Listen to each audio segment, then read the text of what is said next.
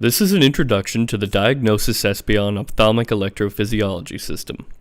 This introduction is designed to briefly familiarize viewers with the basics of running a test. This patient is being prepared for a binocular VEP. When performing a VEP, proper electrode placement is critical for success. Measurements must be taken in order to ensure correct placement of the electrodes. The scalp electrode should be placed relative to bony landmarks in proportion to the size of the head.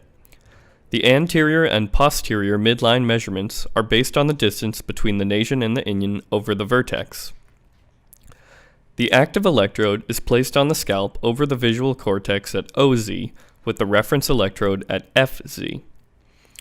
A separate electrode should be attached to a relatively indifferent point and connected to the ground. First, we place the reference electrode, which should be on the forehead just below the hairline.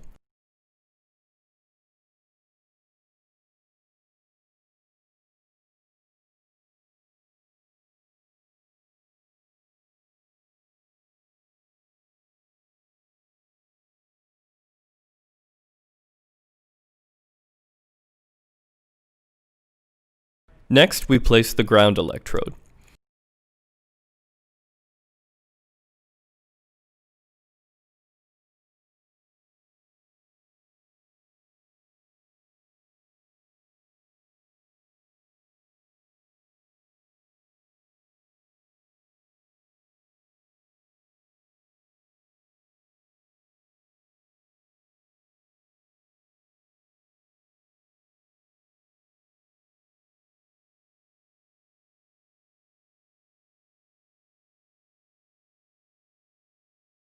Finally, we place the active electrode, which is on the back of the patient's head, approximately 2 centimeters above the inion.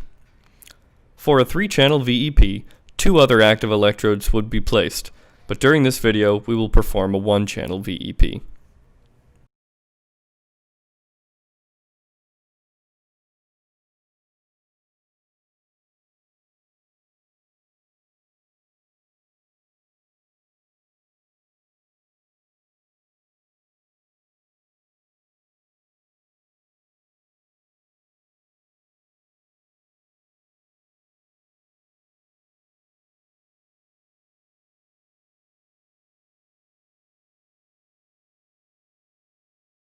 Now the patient is ready to test. Begin the test by pressing the Start button.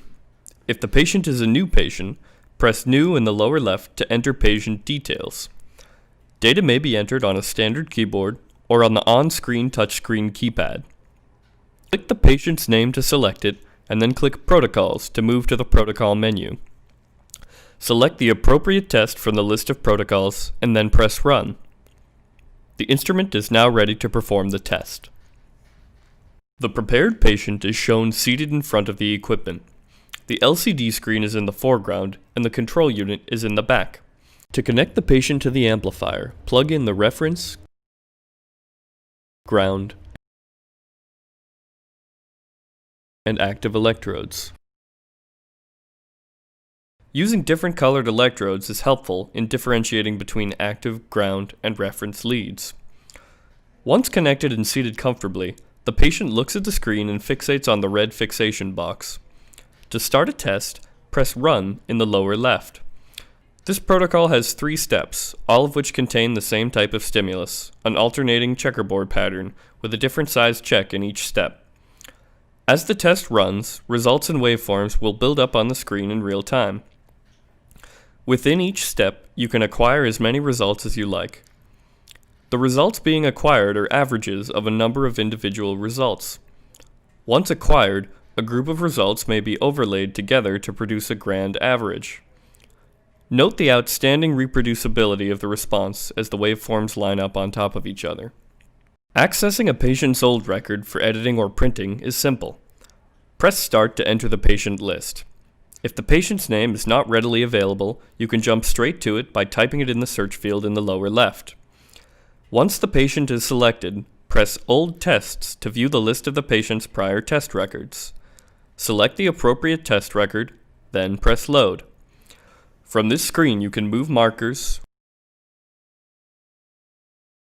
remove blink artifacts, and otherwise edit the test results to improve accuracy and readability. Once the results have been modified to your liking, press the Print button to print your results. The print menu is highly customizable and allows any number of possible printing configurations. The preview pane updates real time so you can see what effects your changes had. You can choose what steps to print, whether or not to include raw data in numerical form, and even how many graphs to include on each page. Once you have settled on a suitable layout, you can save it for later use with other patients.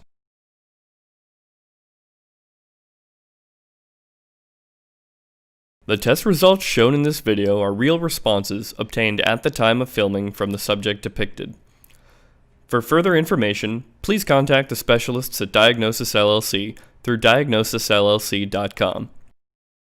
Thank you for watching this presentation.